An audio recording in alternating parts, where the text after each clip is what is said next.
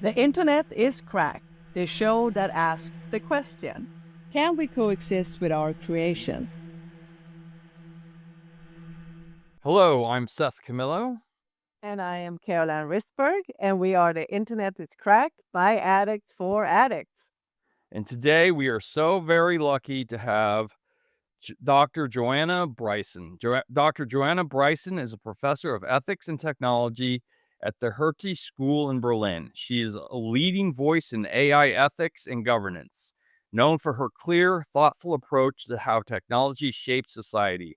She combines cutting-edge research with real-world policy, helping people understand not just what AI can do, but what it should do.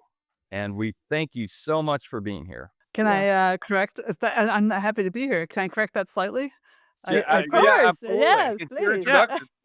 yeah, because I would say that what I'm trying to do is help people figure out what we ought to do with AI. Okay. All I right. like that. That's a good distinction. Yes, I love that. Well, thank you so much for talking to us.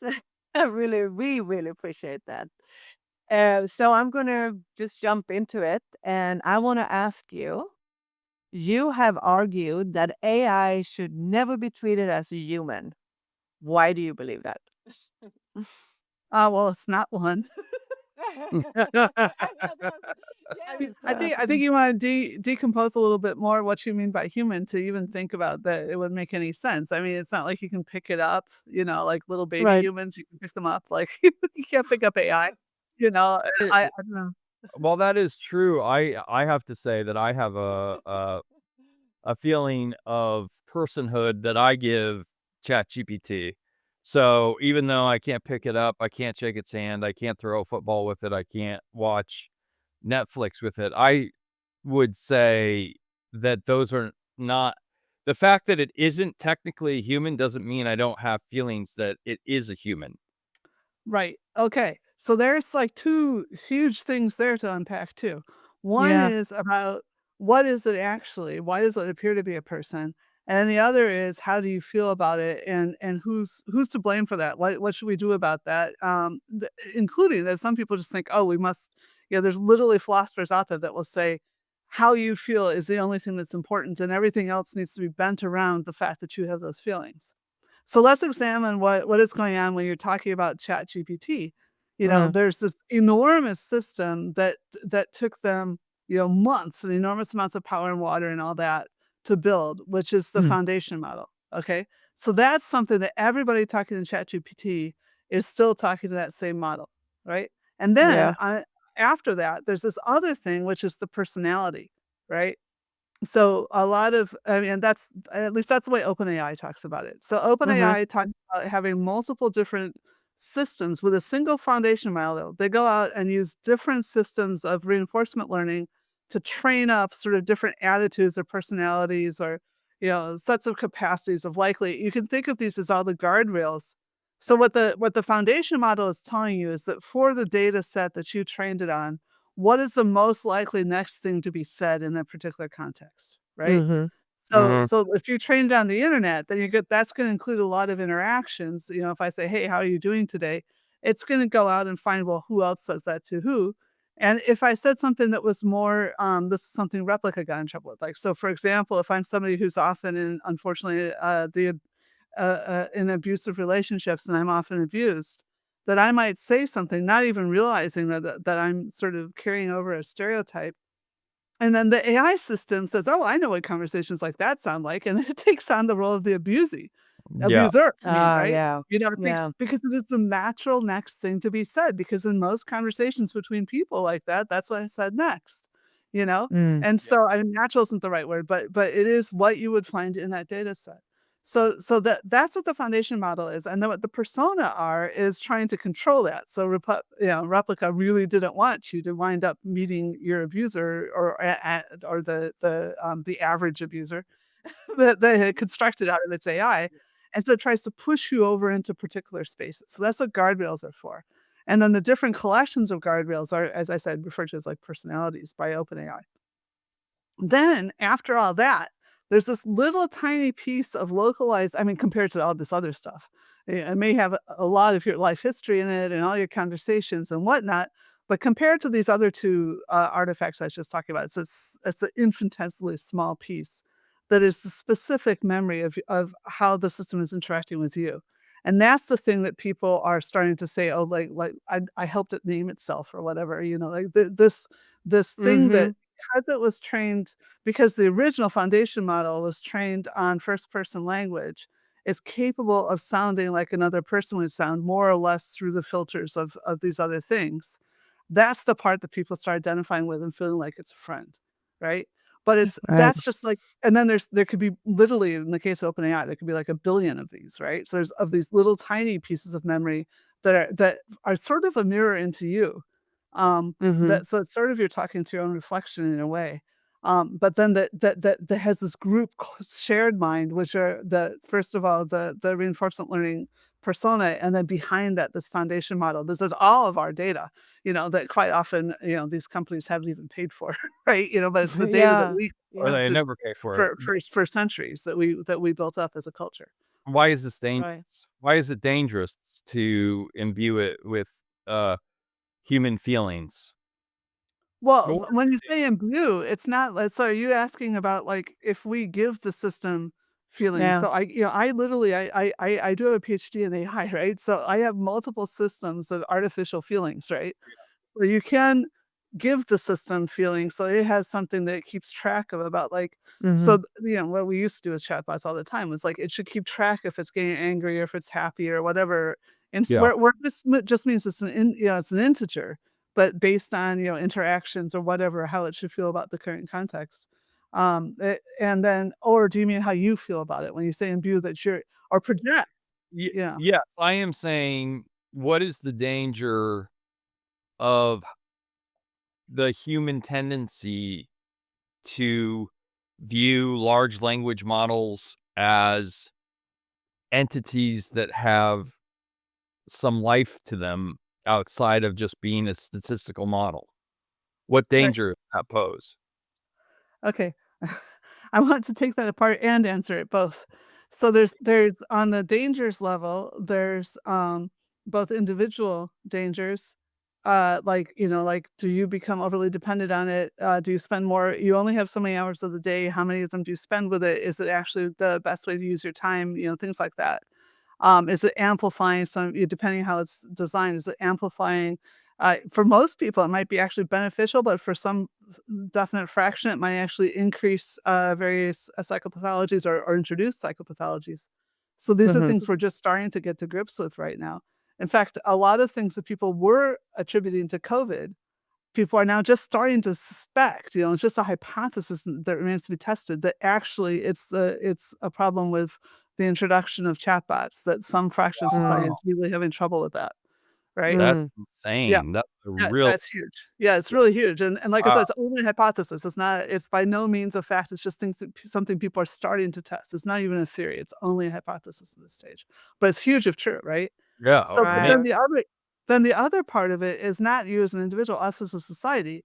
The problem is that well, besides obviously a society is constructed of individuals, so we care about each other, but also that the individuals who are constructing these tools, if we see the tools themselves as or even these, like I said, these tiny fractions of the overall tool as a person, then we may Yeah. not notice that what is OpenAI actually doing? Is it doing what it ought to be doing? Exactly. So, for That's example, is it my human inclination to see certain kinds of things as a person, or how much is that interacting with? Hey, let's try to get everybody to think these are people, so they spend more time with it, and so then they might be making deliberate design decisions that are altering how much engagement we have with the systems. In fact, they almost certainly are. Certainly, the decision to release had a big impact about whether or not we are interacting with it. Before they released it, we did not interact with it. Ah, that's a good point. And I know, for example, when you said with, let's say, ChatGPT, that uh, friends have told me like, oh, if you use it, you would teach it to learn how you are and blah blah blah blah blah. And I think that is also very kind of I I'm not looking for a friend in a ChatGPT, or I'm not. But I know people are using it as a psychologist. They're thinking it's great. They're really going into. I don't know. I think we are going too far into this. Well, I think it's an interesting question whether, and again, it's testable, whether there's a way to build chatbots that are more reliably constructive for people than psychotherapists. I have an undergraduate degree in Yeah. psychology, which is not, but by no means makes me a trained psychotherapist. But the way psychotherapy was designed as this kind of thing that helps you through a problem, and then at some point you get through it is not the way a lot of people seem to be experiencing it with humans who are making money off of them. So it's not clear, Mhm. maybe there is a way to do a better job with a chatbot than with humans. I hope not. But I maybe hope not. that entire profession needs to professionalize a little more. But anyway, there's really interesting questions around all of that, but I just really worry that I think we need each other. We need social cohesion. We need to get out, meet people, have friends, understand other very different people's needs in our communities, be able to meet those needs, understand why we pay taxes. And like I said, I'm sitting in Europe. It sounds like you might sometimes be sitting in Europe too. Uh, Yes. you know, we I could be fighting a war very soon, and Right. whether people are watching out for their neighbors and taking care of. I mean, anyway, we are fighting the climate crisis, and we need to be Yeah. watching Yeah. out for our neighbors for that. So. Well, I think there's something interesting, which is the fact that I almost admire Grok, Elon Musk, because he's so upfront about it. It's like this is my point of view, and my chatbot is going to reflect that. Whereas I think with some of the other chatbots, they may have points of view, but they're not upfront about it. And I think there is a danger in relying too heavily on the quote unquote thoughts of somebody, something. Look at me go. I just said that and I meant it. Somebody, something that is affecting your worldview. It's dangerous and scary when you really step back from it. As you said, we could be going to war soon. Yeah. Yeah. Well, And I it mean, some people think we're already in a hybrid war against our democracies. I mean, not against our Mm. democracies. We're not the ones fighting against our democracies. There is a hybrid war that's being attacking Yeah, our democracies and yeah. attacking our societies again. So the thing is going back to Grok. Um, yeah, the one of the problems, so I talked about how you use guardrails to try to steer a conversation. Well, Mhm. immediately after Musk, said at some point, "We need to move this whole thing right." They they moved it. Yeah, the thing is that the most reliable data is where there's the most data, right? So Mhm. when we see things that are lies or hallucinations, it's not that, it's not a lie. It's not a hallucination. What it really is an inadequate prediction because you're in a part of the data space, so there's not enough information. They're just and so you can't make a good solution to that.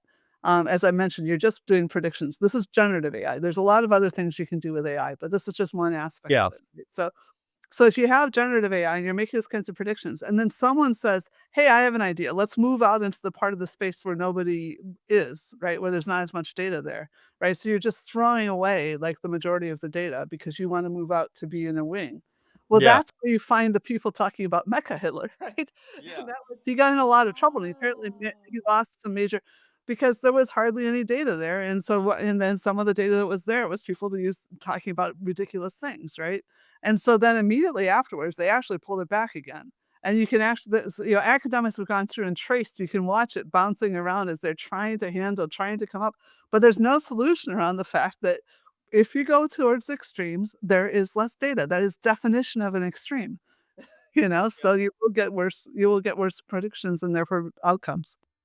Well, I guess that is a fundamental tenet of statistics. The more data you have, the more accurate. More accurate the predictions. I mean, up to a point, and I do think that again, this has been oversold too. I mean, there was people they were you make a prediction based on the beginning of something, and you don't know, is it really gonna keep going? Maybe it would go up like that, but maybe it's just gonna plateau. And we expect that from statistics. Statistics tells us after we get enough information, then we kinda know what it looks like, and we don't need more. But certainly, until you have enough examples to cover the range of variation, Mm. then the more data you have, the better the outcome, of the predictions. Well, it's Mm. the distribution better. I mean, that's Exactly. Yeah. Until you've populated the full distribution and you have a good understanding of it, then you need more data, right? So who currently holds the most power of AI to shape society? Like, is it the AI? government, the corporation, engineers? Oh, Who should have it? that's a really interesting question. Nobody's sort of phrased, I mean, the who should they ask a lot, but who has it right now? That's Who an has it? interesting way Yeah. around about it. I think one of the things, I feel like especially the US, especially the US right has not come to terms with. There's this thing called public goods, right? So Mhm. it used to be, again, you have to accept biological evolution for this, but this was a rock and there wasn't life on it. And chemistry found a way to perpetuate itself, like certain kinds of reactions. And so now we have this context where we build up more and more life. It's called a public good, right? We're taking the energy of the Mhm. sun and the dirt that was here, and we make more and more things. And when we get together and cooperate, we create things like roads, and we come up with a more and more rich society. Well, a lot of people that are in the extremes, the world isn't working for them, and they don't see those as public goods. Whether the world has stopped working for them or they've just been led not to see it. Anyway, they don't feel like there's such a thing as a public good. They think everything is zero sum. And I realized only recently that if you think everything is zero sum, you also don't notice value being destroyed. And so I feel Mm. like some of the people who did have a lot of power through AI are trying to make sure they don't have that power. So they're constantly trying to undermine. And I actually hear a lot of this from Googlers. They're like saying, "Oh, Yeah. capitalism isn't the right model for the kinds of AI we're creating, and we want to like set it free or something." It's like you just creating anarchy doesn't actually help either. It's like libertarians, like people that have enough money and wealth and things like that, they sometimes think if we just all just, like, take care of ourselves, and they don't realize how much even the definition of their wealth is, again, a public good, that somebody's gone through centuries of effort to invent a system whereby that gets defended and wealth has some kind of meaning that various kinds of capital are recognized, right? So Mm. it's just nuts, and so, I feel like in a way, and so one of the ways that we can index this is through market capitalization, right? And if Mm. you look at market capitalization right now, then there's no question that the US, tech companies have the highest market capitalization. But there's these things called bubbles, right? So we're not Mm. sure if that's actually a good way to index that. They certainly have certain kinds of power. I mean, capital is literally, defined, there's various definitions, of course, but, Pistor, I forget her first name, but she has a book on, the code of capital and talking about, like, first of all, how the law constructed capital, and then what is happening with like blockchain and things like that. But anyway, she uses, out of all the historic definitions of capital, the definition which is your ability to guarantee the behavior of others in the future, right? And Mhm. so wealth, like just a pile of gold or whatever, is just one means by which you might try to do that, right? But there's lots of other, well, kinds. that's interesting because, what is the incentivization that's happening here? Is it power? Is it money? Is it both? Because Google they would walk out. They walk out like, I don't know, 5 to 10 years ago, just when Google signed some Oh, innocuous yeah. deal with the Pentagon, and now they've erased a lot of their philosophical leanings they had before and are clearly wanting to work with the Pentagon, wanting to work with everybody. Is it for money? Is it for power? These things take a lot of money to build. What do you think is driving this market right now? There's so many things. So great question. I do think that if you're trying to understand, for example, Elon Musk, thinking he Mm. wants more money is a failure. I think he wants more power. He wants, again, to be able to Mm. control his own future a bit more. In fact, we saw Peter Thiel talking about, like, I don't know if you saw that he was talking about Armageddon, and people said, "Well, Jesus what makes Christ. you think we're approaching Armageddon?" He says, "Well, I can no longer hide my money." You know, so I think that that's a big part of it. These guys have so much, and they Yeah. feel that, that like, the rule of law, which is in getting in their way of being able to do, money laundering, is a problem. And the fact that it actually protects all of us, including them, is like something that they're missing out on, right? And for whatever Mm, reason. There's a lot of people in the US West Coast, and I talked a lot to Google pro bono. I don't know why, but I did talk a lot to Google up until the Advanced Technology External Advisory Council debacle. But I there just used to be this cool people that were working on policy for Google that were in London, and I was at University of Bath, so I'm paid as an academic to help people.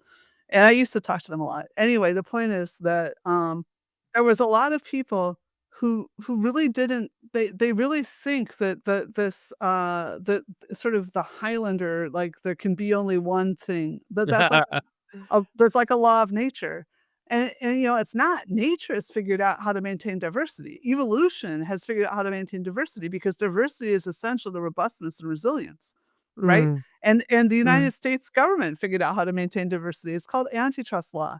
And they innovated it in like the late 19th century and the early 20th century.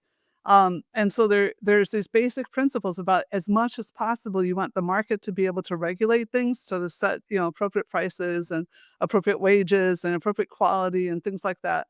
Um, but some things tend to concentrate. So by their nature, so you look for people that are being unfair and cheating from a strong position of strength, and the government tries to regulate them. And that's what people know more famously, like, oh, they break up the something or whatever. But there's other things that it makes sense that they're large, like who's distributing the electricity or Yeah. the mhm, GPS or whatever.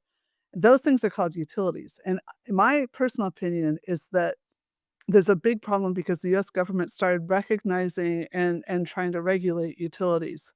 And there's a whole lot of basically digital utilities. Not tons. We're talking about 5 or 6 companies, and they probably, unfortunately, some of them have maybe 2 or 3 utilities, combined, but then they also have all these side products. So if you're in Korea, South Korea, they kept Google out.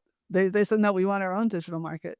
And they have all these other things, like their own maps and whatnot.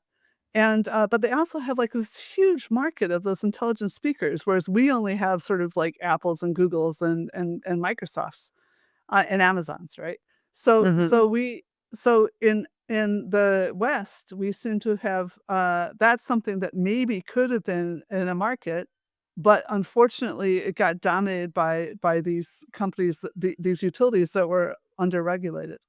So, we could go into talking about, I don't know how geeky techy your law techy your podcast is, but I'm happy to go into, like, it's hard. Nobody has a perfect idea of how to regulate utilities, and so that's why you see people nationalize them, and then they Mm, privatize them, and the whole point is that this is something where we can't get enough information to know, for example, what a fair price is or whatever. But we're better off trying to keep guessing and fixing things and just going through a long-term process, not trying to come up with one single answer. There's no one single answer. This is right, life. Well, but I right. think the buy-in, to use a poker phrase, is so high, it necessitates only a few corporations, companies, individuals are playing, that you've got sort of an oligopoly situation. So I do think the privatization is dangerous Mm, under the conditions that exist now. Do you or do you not agree with what I just said? I largely agree. I think that, I don't care that much about whether it's privately owned or publicly owned. In fact, I really, really, really, really, really do care that Twitter should never have been sold into a single private. I think it was better as, something that stockholders held. Yes. It was a Okay, yeah. major transnational public utility of political communication. Like 95% of elected officials had accounts there. I don't know what percentage of journalists and whatnot. No way it should have gone into private hands. No way.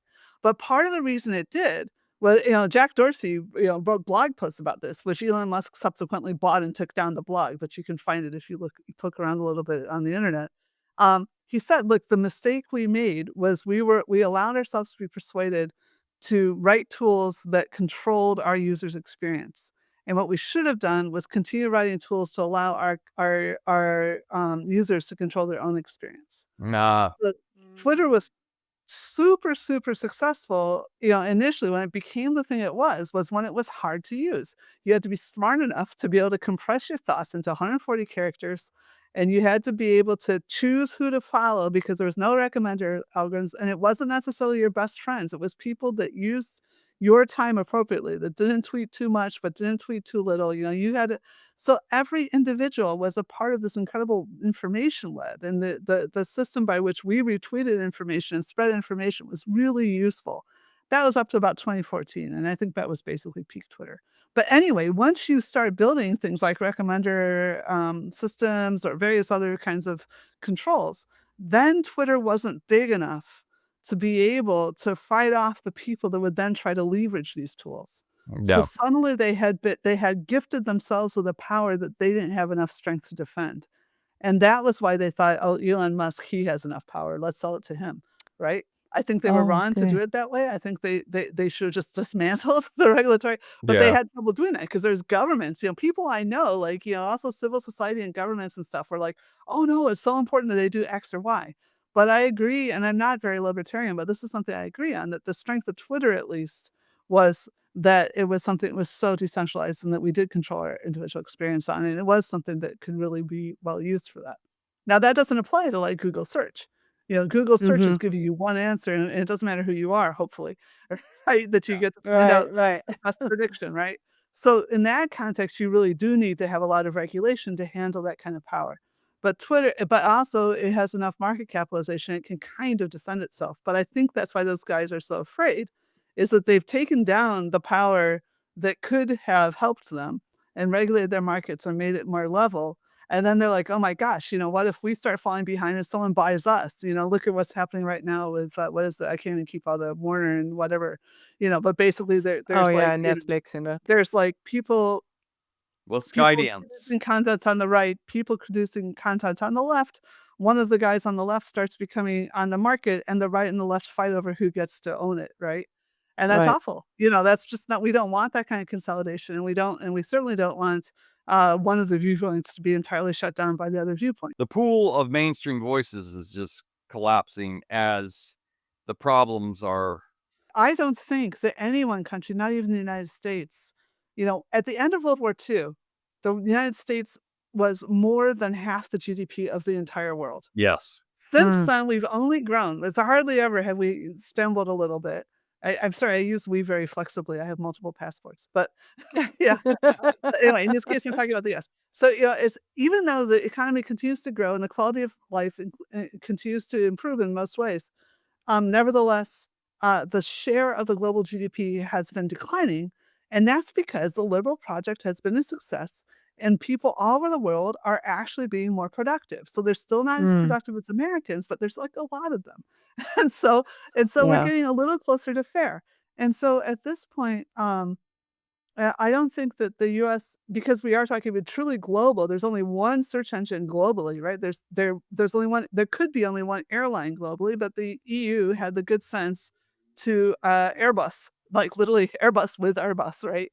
And now Yeah. everybody's Mm. afraid. I mean, Facebook was actually in negotiations in the EU saying, if you Airbus us, we're going to withdraw the support we've given your journalists and your universities, right? So they were like blackmailing the EU about being Airbused, right? So What is Airbus mean? Could you explain that for Yeah. our oh, right, yeah. So there's just literally another company called Airbus that was originally seen as a huge boondoggle because it was like, like the EU is not as good at this as like whatever the best. I mean, there used to be a lot of American airplane building companies, and they all consolidated, and there was only Boeing left, and a couple of, like, maybe Lockheed Martin or whatever, but a couple of the military ones were kinda still left, but Boeing even bought a military one so that, like, during good times, the civilian air tr sold more, and during bad times, the military sold more, so that was it. they hedged? Right.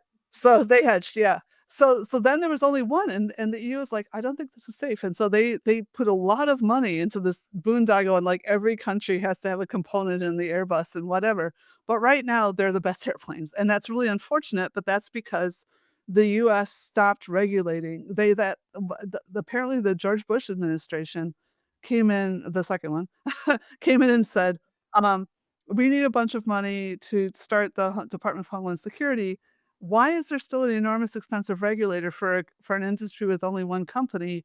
let's just move that over. Hey, Boeing, you regulate yourselves. And I Huh. think it's to their credit that they managed to regulate themselves for 20 years, but then it fell Mm. down, right? They just couldn't handle the internal tensions. That's one of the reasons that you want government. You want something that's outside of your company that you can use to make yourself your own best person, to help. So it's a collaborative effort. It's not some external, totally antagonistic thing. It's something that sectors use, mature sectors use so they can say, okay, this is the baseline. We're not going to go below this, right? And then they use the government to police and enforce the decisions that the sector itself makes. So that's what a mature sector does, and that's what the AI tech industry hasn't gotten entirely on top of because of weird historical reasons that people write books about, but I haven't read them. That's Ah, something, you know, and Berkeley, and I don't know. so anyway, but the point is that we could be doing. I think that we're going to have to do this transnationally. I think we're going to have to come up with something, you know, ideally in some, like, wonderful world where we fix things where you can fix things without burning them down, the World Trade Organization, and a more probable world, something else that's being built up to replace the sort of the vetoed and stifled World Trade Organization. We'll come up with things. I mean, like, the EU sort of already does. So we have 27 Yeah. countries that more or less can negotiate for, um consideration because our market is large enough. It's like a fifth of the world's market. And so people are, and we pay our bills, we are pretty big on the rule of law. Basically, what I'm hoping is we can get sort of a more agile network of countries that presently believe in the rule of law, and that's enough, that will always be enough that we could actually, especially if people from, like, Google and Microsoft and Amazon and Baidu or whoever decide they want to work with those they're like, "Yes, those are good customers, and actually we also care about having a democracy and having a place for our children to be educated and good places to get workers and clean water and things like that to drink." And so if we can work with those guys, I'm hoping that's the direction forward. So I mean the responsibility for, wealthy nations with exporting all the AI system to countries with weaker government structures. I mean, all of this is very Sorry, important. the wealthiest nation may have a relatively weak government structure, but anyway, And go that ahead. that is true. That is true. But I mean, like yeah. I mean, what responsibilities like with AI, the AI AI itself systems has no and responsibilities. We cannot hold AI to account. It doesn't care about being sent to jail. It's a discipline. Right. okay, Like, yeah. you can't. This is what we were talking about before, that little piece of memory that you think that's your interface to this much larger foundation model. There's nothing, it doesn't care. It has no but it is skin. impactful and it is important.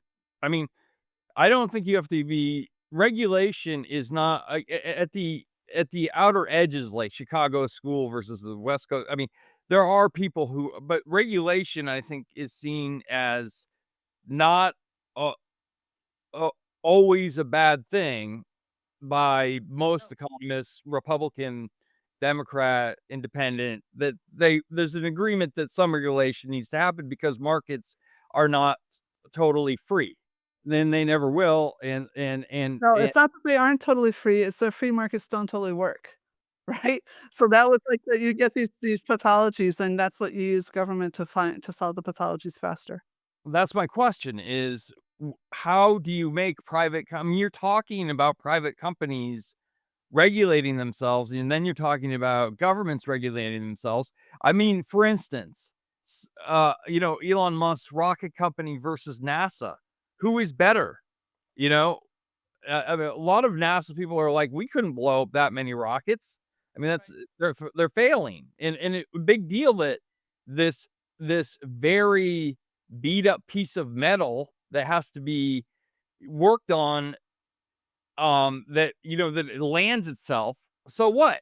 It's still expensive. And all these things that Elon Musk's company are doing may be better dealt with by NASA, a governmental company. So when should regulators step in with AI? I guess is a question. Well, I think, we should have we have been doing that in the EU for about a decade, and I think they waited a little long, honestly. Um, Mm. but, I wanna go back to the NASA thing because that's a super interesting question there. So something like 60% of all rocket launches have been done by one company, and again, that's a way too much concentration, and the EU has started to finally launch its own. I think it finally launched its own satellite for the first time in, I don't know, a decade, a month ago. But the interesting question, though, is that, um, yes, blowing stuff up may very well be a part of innovation, and yet NASA has to look like this superpower, like, like some Marvel hero. And so it can't have mistakes happen. And I'm not, of course, a lot of us lived through the tragedy. I don't know how old you guys are, but of watching, a space shuttle blow up. But it's not only about human lives, not to denigrate human lives, but it is about just, so everyone laughs at Elon Musk, and but the fact is that then they learn and they do learn and they learn and they eventually produce something that works. So to me, the interesting issue is democracy, right? Why is it democracy can't tolerate that like NASA has to be some kind of like superpower, like a Marvel character or something, Marvel universe. Maybe occasional flaw that gets worked out in the period of a 1-2 hour movie, but, you know, that's not that, we ought to be in a situation where politicians can learn things, they can, they can make mistakes, I mean, not necessarily, like, deliberately cheat, but actually make a mistake and go, "Oh, I now understand why that doesn't work, and I now see that I wasn't thinking correctly about this particular moral problem." There's all kinds of learning that you can actually do. So, yeah, so the question is, why democracy can't handle that, and we're seeing that, right? We're seeing that uh, in the last election year, that was a really big election year, 2024. It was the most elections we've ever seen. Um, Basically, every party got voted out. Whoever was incumbent lost a lot of ground, and in most cases, they switched. And so people said it was a big shift to the right. Well, not really. If you ignored, at least in Europe, if you ignored a couple of the biggest countries, then it was mostly a shift to the left. It was Mm. about Mm. who happened to be in. They lost. Even in India, Modi didn't entirely lose, but he had to go into coalition, right? So it was Yeah. so so it seems like there might be something about the digital era where we are more able to see the sausage getting made, but people aren't at one with the fact that sausage is made that way. Mm. And so I think there might be something along those lines, which is why these things have gotten outsourced so much. On the other hand, there's another thing which I feel like people keep overlooking, which is that the last time we allowed inequality to get so high, economic inequality to get so high, we also had exactly this kind of entropy. Now that also was a period where we had a several new technologies for communication, like the railway and telegraph and national newspapers in the United States.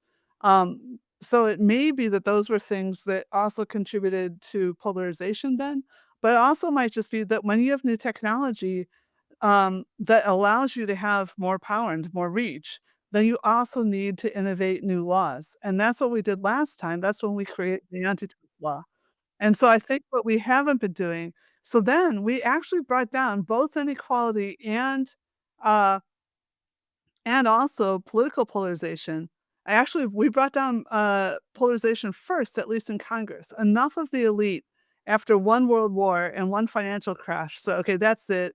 We get that there's a problem. And they collaborated with the proletariat essentially. And we had the New Deal. We had FDR, who was, of course, elite. Yeah. Um, and so we kept that down until about 1978. And then we allowed both to spiral again. And Yes. it's not, there's a lot of debates about what happened in the 1970s where we just let that go again. My personal theory, and this is a unusual one, but not, totally incompatible with the other ones, is that we saw that the Soviet economy had plateaued. So there had been a real fear that Marx was right and that communism was more efficient. Capitalism was inherently inefficient with all this competition and advertising and stuff like that. And it was cruel. And Mhm. so therefore that communism and socialism really were and the thing is the Soviet economy was starting. So here's the American economy, as I said, bigger than the whole rest of the world combined and going up. And here's the Soviet economy starting at feudalism, but rocketing up. And then it hits the level that it can't organize itself. The planning just falls apart. It's too complicated. And Mhm, um mhm. and it plateaus well below the American economy. So that actually happened in the '70s. Obviously the tear down the wall stuff and everything happened in the '80s, but Right. I happen to have been at Chicago, speaking of Chicago school, in the '80s. Yeah. And so one of the professors told us, like, a lot of us that were on the left, it was at the same time we found out the economy had plateaued, we also found out that Stalin had killed more people than Hitler. And so we basically just Yeah. lost everything. Meanwhile, now China has figured out a way to sort of hybridize, autocracy and communism and capitalism in a really interesting way, and now maybe that is more efficient, who knows? Well, But that is very interesting. How is AI being used by people like Peter Thiel, Elon Musk, that you call them PayPal mafia, but these are just people who are really good at consolidating money and power. Mhm. How is AI helping them achieve those means? yeah, see, as I say, I don't even know how much of that's really AI because it was done before in the 19th century, Okay. right? Right, Yeah, okay, so yeah. so when you had this new technology, people just were able to, like, just acquire massive amounts of money. And, frankly, Teal and Musk don't look that smart to me. you know, compared to some of the other things Uh, that are happening. So you could believe, well, they've got access to the pure foundation models. They don't have to go through those reinforcement learning things, right? So they have the best AI, right? But they only have like sort of an averaged version of human culture. And that's I Yeah. think people, even my students, it just drives me nuts when you have bright students. Remember I said you don't want to have your generative AI running out in the extremes? If you're at Yeah. yeah, yeah, university, if you're trying to do a graduate degree, you want to be one of those people pushing the frontier. You want to be out there. And if you're running everything you write through generative AI, you're you're sucking it back a bit towards the average again, you know? So I don't actually yeah. think that the AI itself is making these guys smarter. I do think digital technology and like these giant sort of utilities is helping concentrate wealth. And so I think that's the problem that needs to be dealt with, that we need to figure out probably transnationally some kind of treaty where we better redistribute that power, and sort of and reduce I think it's also in the interest of these guys. We were talking about Twitter before, right? Mhm. That Okay, now so, this so is an interesting statement. It's in their interest. Explain how it's in their interest. Yeah, I yes. I'm I'm I'm trying to. eager to hear Right? that. So I mentioned before about Jack Dorsey where, like getting accidentally building something so powerful he didn't have enough money to defend it. So they're Mhm. all afraid. They none of all of them are afraid that they're gonna be the next MySpace, right? And so if you take something that's really super, super steep, the current like zip it's like a zip curve, right? And you can kind of flatten it out a little bit, then you're more likely to maintain your ranking. And even if you go down a little bit, it doesn't matter as much. Whereas if you're on the zips curve, it really matters if you flip, if you flip over, right? Did that make Yeah. Yeah. sense? Trying to self-monitor on my camera, my guess. If I need a whiteboard, I'm an academic, but It's in our brains. The whiteboard's in our brains. Well, Yeah. this is my husband's brother's childhood bedroom. There is not a whiteboard in it. It would be odd if there was, to be Yeah, that honest. would be I Look, have friends that have whiteboards in their dining room. There's like a mathematician and material scientist, and they have whiteboards in the dining room Oh, I because they love they argue that. so much at I dinner. Yeah, love that was that. great. Anyway, Anyways, sorry. Um, so I guess you have a more nuanced version of economic theory than most the people average do, I guess. person. It's What now? I wouldn't call it nuanced, I call it informed. I mean, you have to take time, I went into I accepted a job at a governance school even though it was gonna be hard. It's like when I accepted a PhD at MIT, even though I had a psychology undergrad degree, I took you're gonna have to work hard and you're never gonna be the best, but, you can learn a lot doing that. And I learned a lot of this from a collaborator named Helena Malakova. I mean, I already knew a little bit about it. Even at MIT, they thought we ought to know something about market concentration and IP and things like that. But anyway, I started collaborating with someone in the director general of competition here, and she gave these great talks to my students, but I was learning from them too, and gave me mm, some books and things, and I was actually interested my PhD was actually about trying to understand, the differences in intelligence, like why some species use it more than other species, like, plants don't use it very much and primates use it a lot. But there's a lot of other things, and even within species that different people are using it in different ways, and even within times you're using sometimes you do the stupidest things, right? You're like, "Why?" Yeah. Right? So that was the kind of thing I was really interested in, and in a way, this is all that just on steroids. So the stuff that I was learning about theoretical biology of cognition and things like that, that's where I learned about public goods. It was because it turns out that for it doesn't make in biology, it does not make sense for one person to learn a lot of stuff because that person's gonna die, right? It only makes Mm. sense when you have when you construct public goods like culture so that the information, at least the best of the information, gets disseminated, right? And that's the kind of thing. So I spent about 20 years. First of all, I'd spent about 10 years of my graduate education. I spent about 5 years out in the financial industry, actually, programming and paying off my undergraduate debts. My undergraduate degree was psychology, and then I had learned I learned how to program and be a sysadmin, and then I learned AI, and then I learned theoretical biology of cognition, and then I wandered into the public goods literature, and I moved into economics through that. So through my microeconomics, like public goods games and things like that. But then also I came into competition law because that was I just saw the power. I'm from Chicago, as I mentioned before, so I'm a bit of a politics junkie. I was kind of aware of it. But I just felt like Google and Twitter both had more power than people recognized. And Yeah. and I didn't see how it fit into what I understood about, my basic, grade school Illinois civics lessons. And it turned out, yeah, there are gaps. What do now Yeah. you've worked with so many different types of people with different desires. What you generally talk about what it's like to work with a private sector, say, like, somebody who's running a huge AI firm versus a regulator in Germany. What's the difference? What feeling do you get from both of those people? Or I are got they extremely similar? Honestly, maybe a regulator in Germany is a little bit more akin to maybe a Cloudflare, level of like, so a big and important, but not that big, company than it is I mean, actually, some of the really interesting regulators are, like, in the Netherlands or someplace. So, where they really, really realize that they need to work with other people, you know? And the Germans largely realize that too. I mean, if nothing else, they really, really don't wanna start another war with the French, so they kinda have to give the French the time of the day, and the French have the nukes too, so, so it's kind of I actually find all the diversity of the EU really interesting to work with. I will recommend this. I'm sorry, this is a bit of a digression, but it was the first time I ever heard somebody say, we don't wanna waste the military's valuable eyes." Oh, you asked the military question, so coming back to Google and the military, we don't wanna waste the military's valuable eyes, watching all this stuff, and I was like, "Wait a minute, if you replace, you know, thousands of or maybe even millions of soldiers with, a single algorithm and some cameras, aren't you setting up a situation where, first of all, it's a single point of failure that everybody will be trying to hack, and secondly, you're getting rid of all the whistleblowers? Isn't that gonna be a problem?" I think, there is something although, again, at the very top of Google, there's a lot of people that are sort of, as they say, post-economic. They're not worried about the money anymore, and they are trying to just find meaning.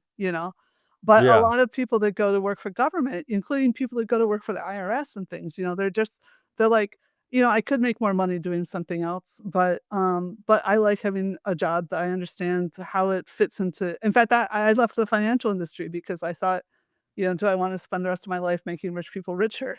Or, Yeah. it was Yeah. I had paid off my undergraduate debts and everything, but I just wanted more, and so that's why I went back to academia. So I think that so you do find, but there's almost no time that you run into people who just want money. I occasionally, even in academia, occasionally you meet people that are highly influenced by economic incentives. But generally speaking, even in companies, most people have some vision of what they're trying to build, and they think that the tech itself is cool or the world that could be achieved through it. would be cool, or that their product tastes good or something, they Yeah. just believe that bringing joy to people or something, or that they like employing so many people. There's all kinds of things they care about. It's not just about their shareholder value.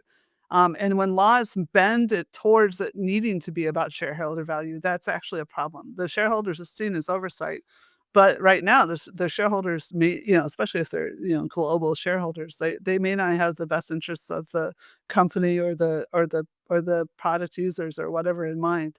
So I honestly find I honestly find most people are people. And when you talk about it, they do actually care about, like, where their kids go to school and what their neighbors are like and how Yeah. clean the air is and the water and things. But you do also see these waves of ideas. So, like, during COVID, I was having conversations with people, unfortunately, mostly Americans, not even always from the West Coast, and not always Americans. Germans, like I mentioned, can be highly connected into a lot of what's going on in America. But that really thought there was no hope for government, and why are we even talking about government as one of the suite of solutions? And I'm like, look, even if the current government fails, there will be some other way that we will come together, because we need to have coordination around, how do we keep, the schools open and the garbage Yeah. collected and everything like that. So there will always be something like government. 2 weeks into Trump, 1 week into DeepSeek. So we finally have this example of an AI that's been built, that's not actually some giant company. I mean, there were reasonably rich people that made their money, and, like the PayPal mafia. They made money off of trading or something. Basically, just for PayPal people at method. home, DeepSeek was basically China's answer to OpenAI or No, Anthropic. no, it wasn't. That's the point. Oh, OpenAI and DeepMind both got massively funded by really giant tech giants. This was just a bunch of millionaires that had made a bunch of money in the markets and then did it themselves. It was much more like a spin out, and yet it came up with a large language model that was as good, if not better, than some of the Western ones. So it was an important moment, so that everybody said, "Oh, we could have done that." It wasn't a company that had the entire backing of the Chinese state or whatever, despite yeah. where disinformation Mhm. was being sent around. It was really just the. In fact, if anything, it was one of it is one of the most highly regulated large language models ever, because China didn't want anything to be talking on Tiananmen Square or whatever. So, well, anyway, so I'm meeting. I had the good fortune to have been invited into one of the main day. So there's only like 1,000 people there, um, and so you're seeing a bunch of people in this really weird context, that global political context, as well as the AI context, and we're having these conversations, and I was saying.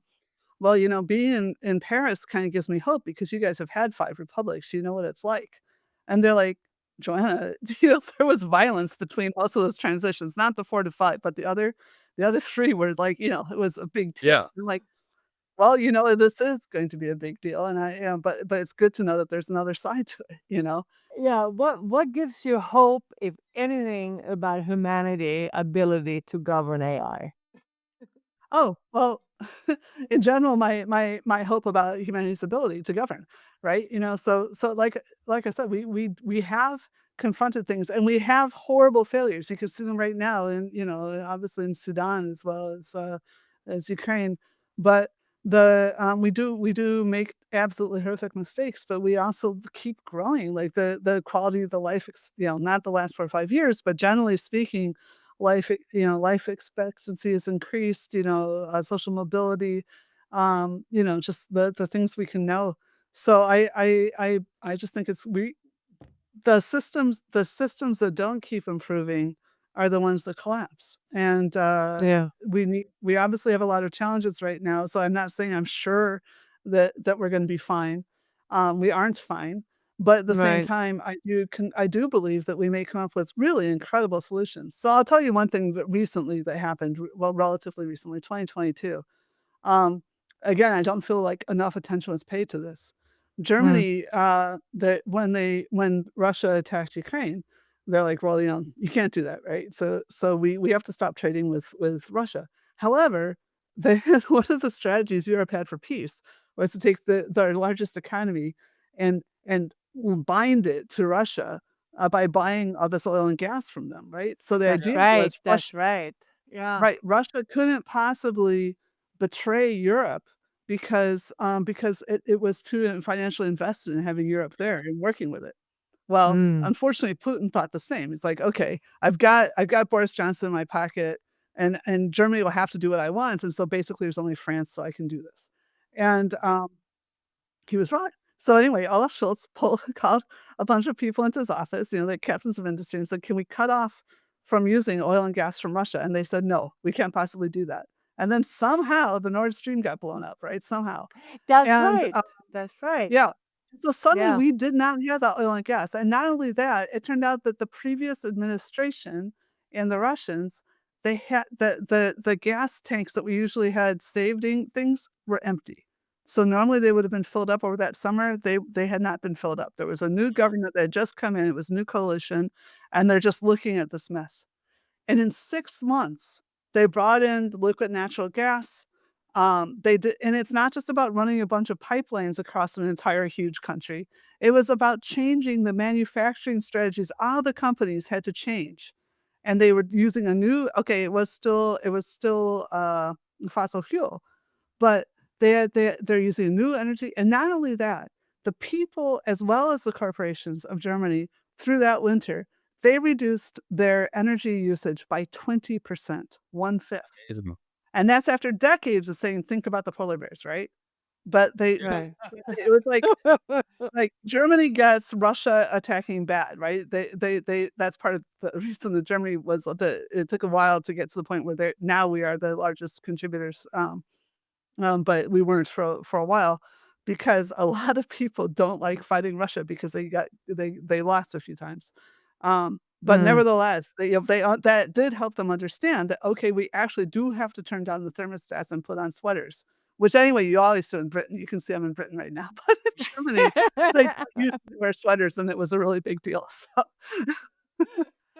So you at the end of the day, you believe there is hope for regulating this new, good service that we have.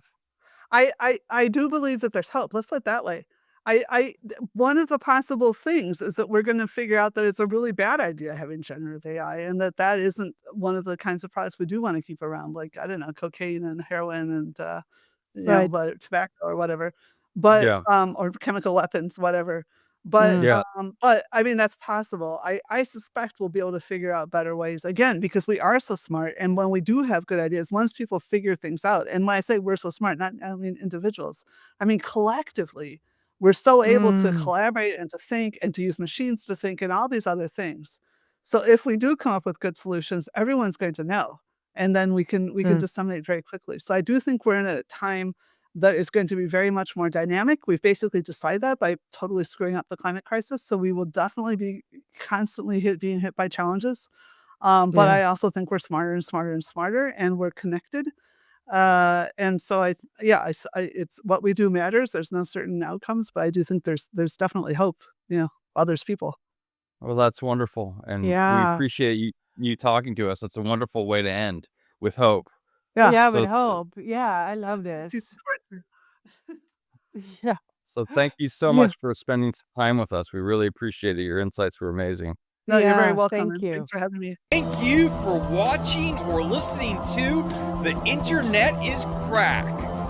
Tune in next week when we have another great conversation about robotics, AI, and the internet. You can watch us or listen to us on YouTube or Spotify or many other outlets. And don't forget to follow us on social media. See you next Monday.